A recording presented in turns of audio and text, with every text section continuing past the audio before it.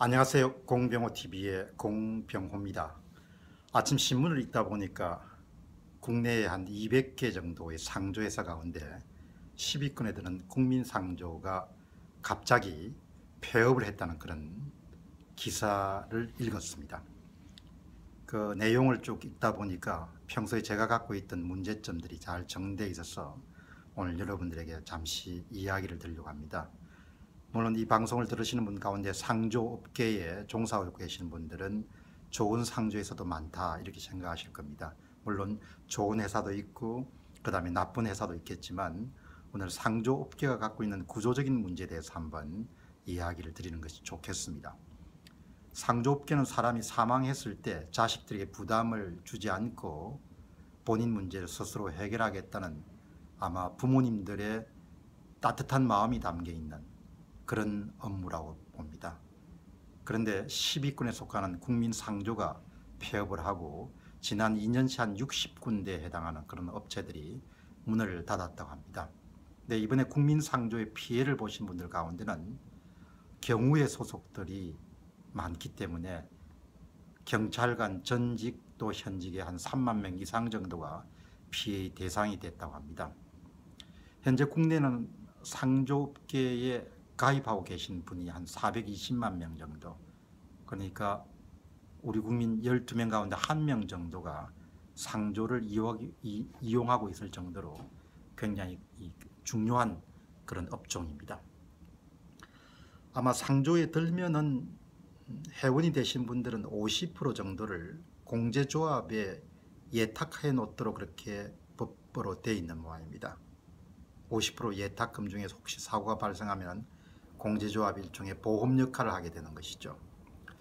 그런데 저는 오래전부터 상조 상품을 판매하는 그런 케이블 방송의 TV를 볼 때 이런 생각을 했습니다.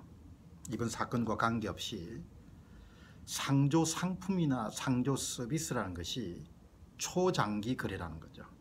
그러니까 계약 거래가 굉장히 오랜 기간에 걸쳐서 이루어지는 일종의 보험과 같이 그렇게 오랜 시간 동안 상호 의무와 책임을 다해야 되는 그런 계약 관계이기 때문에 신이나 성실이나 정직이나 이런 부분들이 제대로 지켜지지 않는 사회 속에서 저런 상품들이 얼마만큼 오랫동안 지속될 수 있을 것인가.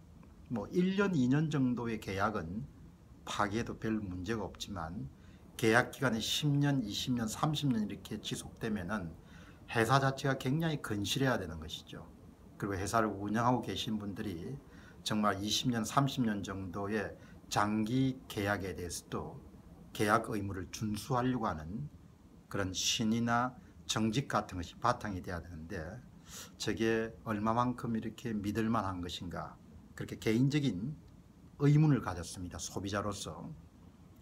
그 다음에 이제 상조 서비스나 이런 부분들은 보험이나 은행처럼 관계당국의 엄격한 감시나 감독이나 이런 건전성에 대한 부분들을 모니터링 되고 있는가, 이런 부분에 대해서도 저는 광고를 볼 때마다 약간 생각을 달리 했습니다. 저게 만일 감시 감독 정도가 시행되지 않고 장기 계약인 경우 같으면은 사람을 믿어야겠지만 항상 인간은 기회주의적 행동을 할 가능성이 높은 거죠. 그러니까 단기간에 사람들을 모집하고 그 다음에 그것을 사적으로 유용하는 그런 일들이 발생할 수 있다는 이야기죠. 거기서 전제 조건은 지금 말씀드린 두 가지입니다. 그 상품이나 서비스에 대해서 감시 감독이 좀 느슨하고 또 그리고 초장기 거래인 경우에는 그것이 지켜질 가능성이 낮다는 것이죠. 물론 저는 이제 인간의 선이나 상식이나 이런 부분들을 믿고 싶어 합니다. 그런데 사실 세상에는 기회주의적 행동이 굉장히 능한 사람들도 많죠.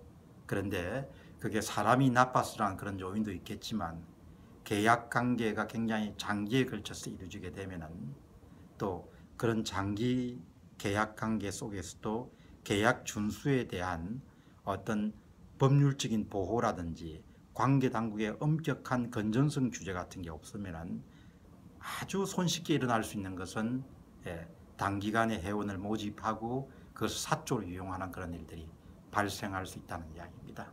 평소에 상조업계에 대한 그런 광고를 보면서 저게 정말 오랫동안 지속될 수 있는 그런 사업 모델인가, 또 사람들이 기회주의적 그런 행동을 보일 가능성은 없는가, 이런 점을 생각을 해봤는데, 오늘 업계 200개 업체 가운데서 10위권에 속하는 그런 국민상조가 부도내는 걸 보면서 조금 더 장기 거래에 관해서는 공제조합과 같은 그런 단체나 또 업체 단체가 보험업이나 은행업처럼 그렇게 규제나 규율의 대상이 되지 않으면 항상 이번처럼 이렇게 폐업을 통해 가지고 그냥 돈을 모은 다음에 그 돈을 그냥 자기 것으로 갖고 회원들은 고스란히 피해를 보는 그런 사례들이 많이 발생할 수밖에 없을 것입니다.